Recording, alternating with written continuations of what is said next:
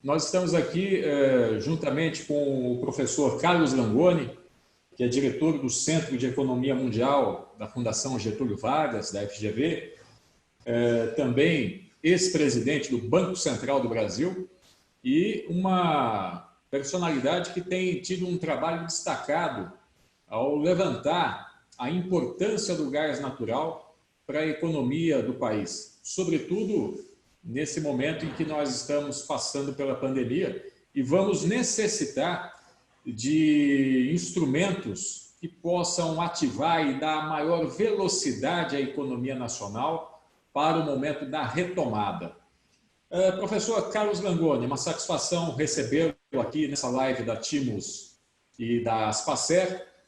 E eu gostaria inicialmente de saber de você, professor Carlos Langoni, qual a importância do gás natural para a economia do Brasil, principalmente nesse momento da retomada? Muito bom dia, e para mim é uma satisfação muito grande poder estar presente nesse evento organizado pela Aspacer e pela Timos, reunindo especialistas de um setor tão importante para a economia brasileira. Eu descrevo o momento atual dessa lei do gás como um verdadeiro choque de competitividade.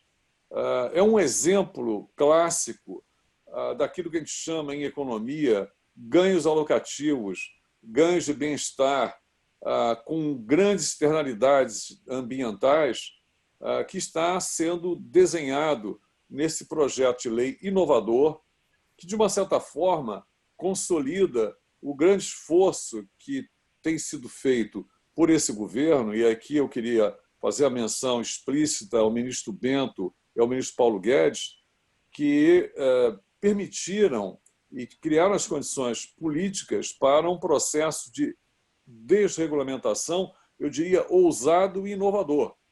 É bom lembrar que, pela primeira vez na história econômica do Brasil, houve um enfrentamento saudável de uma posição de monopólio de uma empresa muito importante para todos nós, mas muito poderosa, chamada Petrobras. Esse talvez tenha sido um grande marco, esse termo de cessão de conduta realizado pelo CAD e com a anuência da Petrobras, com a interveniência da ANP, deu o tom dessa verdadeira revolução que está sendo feita no mercado de gás. Lembrando que, até pouco tempo, a Petrobras controlava a oferta, 95% da oferta, controlava os dutos de escoamento até a costa, controlava os dutos, sistemas de transporte, ocupando toda a capacidade, e, na realidade, tinha uma participação expressiva em diversas distribuidoras. Portanto, era aquilo que eu descrevia como uma superposição de monopólios. Monopólio do lado da oferta, monopólio do lado da demanda. E, por isso, nós tínhamos a situação esdrúxula do custo do gás para a indústria no Brasil ser o mais alto do mundo. 12, 14 dólares por milhão de BTU. Mais elevado do que na Ásia, Coreia e Japão, mais elevado do que na Europa, que importa todo o seu gás, da Rússia, da Argélia e dos Emirados e da Líbia, mais elevado de qualquer outro local da Europa e, evidentemente, muito mais alto do que os Estados Unidos, que é um exemplo de grande produtor num mercado totalmente livre e competitivo. Em relação especificamente ao aumento da competitividade, ou até mesmo falando em processo de reindustrialização do país, como o gás natural pode se colocar como um passaporte para a reindustrialização do país nesse momento da retomada? Bem, na verdade, o processo todo de desregulamentação foi exatamente para criar condições objetivas e não artificiais para uma queda sustentada no custo da molécula que pudesse beneficiar toda a economia brasileira. Isso já está começando a ocorrer, porque do lado da oferta, dentro de mais, eu diria, um ano, nós vamos ter já múltiplos atores. Não será apenas a Petrobras ofertando gás na costa. Do lado do transporte, esse transporte já foi praticamente privatizado. A NTS e a TAG foram vendidas para investidores e grupos privados. Falta apenas a Gasbol, que foi atrasada devido à crise na Bolívia e também essa questão da pandemia. Do lado das distribuidoras, foi mantida o respeito às regras do jogo.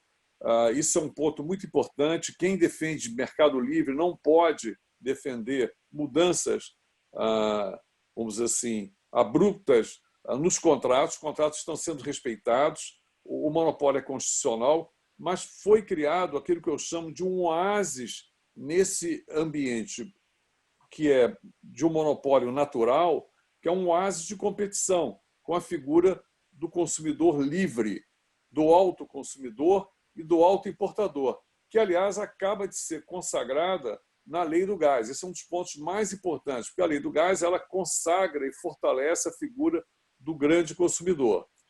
Essa figura do grande consumidor é fundamental porque ele vai poder negociar diretamente a compra do gás de qualquer ofertante, de qualquer produtor. Ele vai poder, se for o caso, construir um duto, um gasoduto dedicado que atenda às suas especificações e até mesmo utilizar as infraestruturas de processamento, o PGN, se for o caso, se for necessário. Tudo isso faz parte dessa infraestrutura complementar que poderá ser objeto de investimento por empresas associadas a esses grandes consumidores. Nós estamos falando aqui de contratos de longuíssimo prazo, de pelo menos 5 anos, podendo chegar a 20, 30 anos, em volumes expressivos, e isso por si só cria as condições para uma queda acentuada no preço do gás para entrega futura. Quando eu digo gás para entrega futura, o gás para entrega daqui a 2 anos, por exemplo, a partir de 2 anos, nós já vamos observar nesses contratos, sejam para complexos industriais, sejam para termoelétricas de ciclo variável, nós vamos observar uma diferença imensa entre o custo atual da molécula, que eu mencionei, 12, 14 dólares, para algo na faixa em torno de 5 dólares por milhão de BTU. Isso tudo, evidentemente, dependendo da natureza do projeto. É uma queda acentuada que vai ocorrer de forma não artificial, de forma natural, pela competição entre oferta e demanda. Ok, professor. Sobre esse texto substitutivo que foi aprovado ao final do ano passado na Comissão de Minas e Energia da Câmara dos Deputados, está sendo agora relatado pelo deputado Laércio Oliveira. Esse texto, o substitutivo aprovado ao final do ano passado, e o relator, que participa conosco também dessa live, vai poder falar daqui a pouco, dar mais detalhes a respeito do seu relatório. No seu entendimento, esse texto é o mais adequado para que nós possamos, de fato, ter um novo marco regulatório do gás natural no país que promova a concorrência, que eleve a competitividade do país e da sua indústria? Olha, eu acho o projeto de lei, e aí eu quero parabenizar o Congresso Nacional, na figura do seu presidente, o deputado Rodrigo Maia, e principalmente o relator, o deputado Oliveira, por um trabalho extraordinário.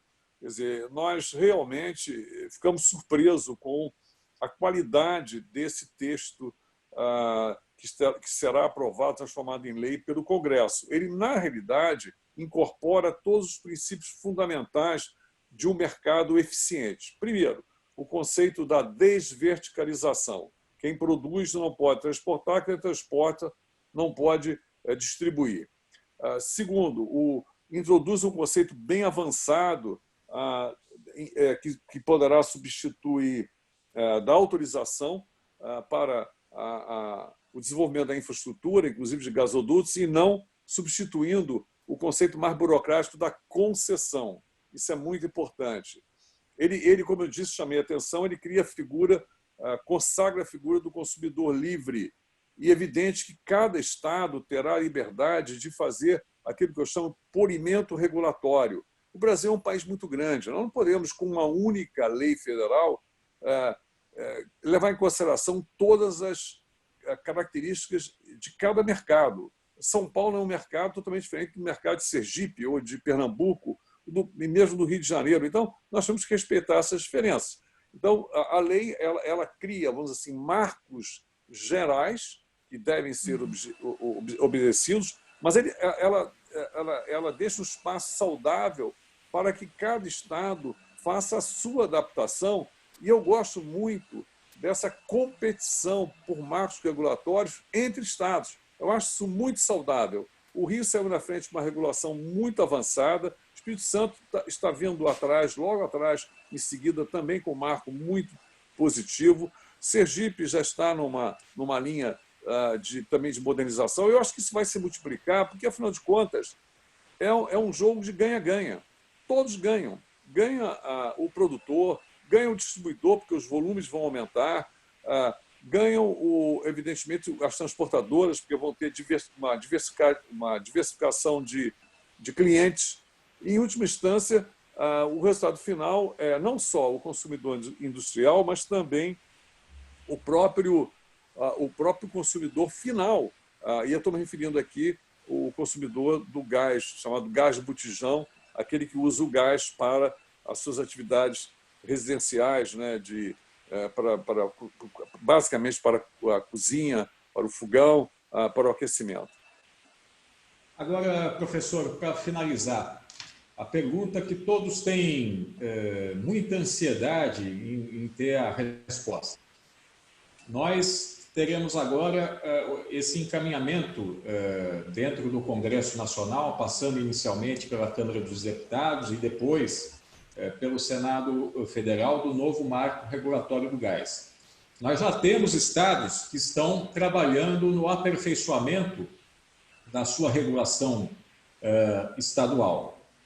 Dentro de quanto tempo nós teremos, de fato, esse gás natural chegando mais barato para a indústria e também mais acessível, mais barato ao consumidor final, a Dona Maria que está em casa cozinhando no seu fogão? Olha, eu acho que vai ser um processo muito rápido agora, porque essa fase de transição que nós estamos vivendo, ela foi um pouco prejudicada, porque, inclusive, tivemos uma mudança na composição da diretoria da ANP, que ainda não foi formalmente, né, resolvida. Isso, de uma certa maneira, atrasou um pouco o processo de implementação das medidas. Mas, de qualquer maneira, as coisas estão acontecendo. A Petrobras está cumprindo todo o seu cronograma de venda de ativos e saída do sistema de transporte e também de participações em distribuição. Vai vender logo em seguida, ainda esse ano, as participações da Gaspetro. Então, nós estamos observando já uma movimentação. Todos os grandes produtores de gás estão criando departamentos de comercialização do gás. Então, esse gás ele vai começar a encontrar clientes potenciais que são não só grupos de empresas como a Daspacer, que usam em que esse insumo é um elemento fundamental de seu custo de produção, vão buscar uma oferta de gás de mais longo prazo, custo menor, e vão encontrar disputa no mercado, várias empresas querendo oferecer. Eu lembraria também que o momento é tão propício que nós temos um mercado de GNL com sobreoferta, com o preço de GNL realmente com viés de baixa, de curto, médio e longo prazo. Então, o GNL vai ser um fator fundamental para regular o mercado de gás natural no Brasil, complementando o gás que virá do pré-sal e cuja produção vai duplicar nos próximos 4, 5 anos. Queria dar um exemplo concreto da importância disso, que vai ser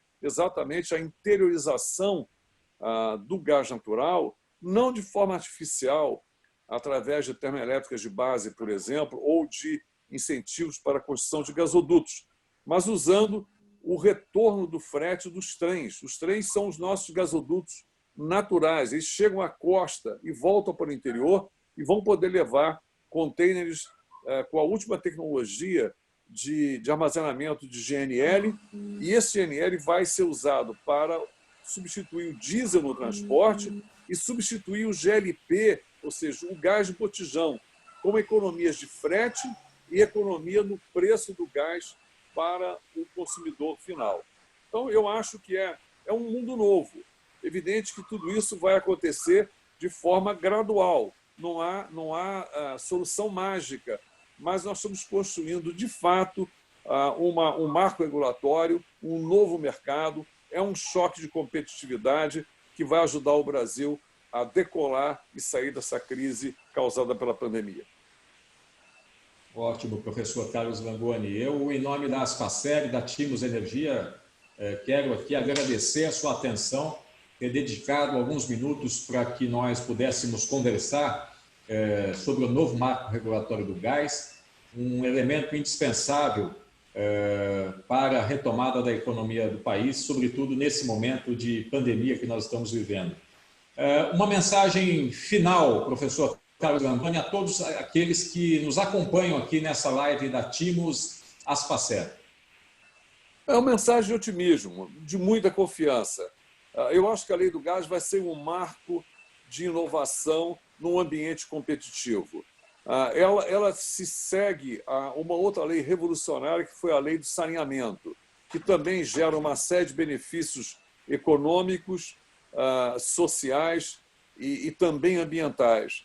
Então, eu acho que a Lei do Gás ela vai alavancar investimentos privados. Nós vamos assistir o crescimento da infraestrutura que, durante muitos anos, ficou congelada porque não havia realmente expansão da demanda. Os preços eram artificialmente altos. Esses preços monopolistas vão ser substituídos por preços de mercado competitivo. Vão surgir novos atores, empresas que a gente nem conhece, vão começar a aparecer disputando uma fatia desse mercado, tudo isso beneficiando principalmente o setor industrial brasileiro, que precisa, sim, operar com custos competitivos. O que é mais bonito nesse projeto todo? Não há um centavo de recurso do Tesouro, não há subsídios, não há empréstimos carimbados do BNDES. É tudo funcionando via mercado. É esse o Brasil que a gente deseja, esse é o Brasil que a gente aposta. Ok. Eu conversei aqui com o professor Carlos Langoni, diretor do Centro de Economia Mundial da FGV, Fundação Getúlio Vargas, e ex-presidente do Banco Central, para essa live da Timos Asfacer, discutindo o novo marco regulatório do gás natural no Brasil.